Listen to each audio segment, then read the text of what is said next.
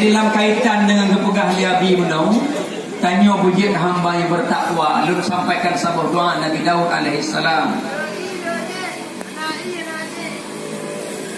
Yang pertama doa Nabi Daud, Allahumma inni as'aluka lisanan dzakiran. Tahan tu tahan. Allahumma inni as'aluka lisanan dzakiran. Ya Allah, saya bermohon kepadamu lisan yang selalu berzikir.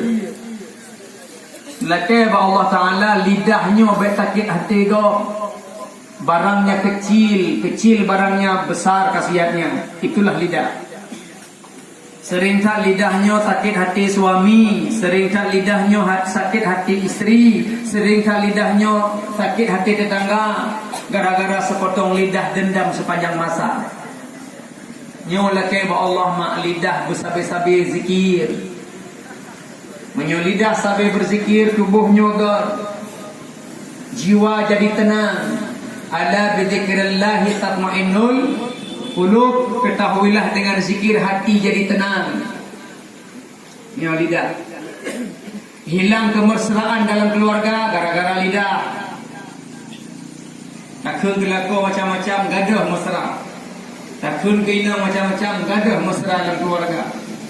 Takun gelako bang mahai wala zikuk la wala rawan.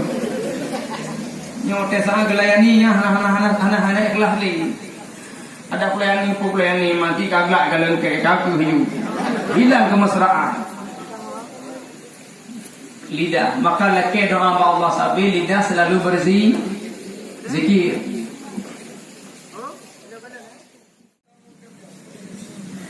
Ulang kata Allahumma inni as'aluka lisanan dzakiran baca. Ya Allah, saya bermohon kepadamu lisan yang selalu berzikir. Dzakira. Cukup agak ni dah buh nana dzakiranya nya dia zikir.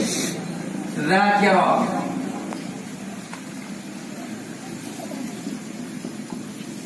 Menyolidah sambil berzikir emosi jauh, syaitan jauh. Ketika berbuat salah istighfar zikir astaghfirullahaladzim. Ketika berjanji lisan berzikir insyaallah. Wate merupakan nikmat lisan berzikir alhamdulillah.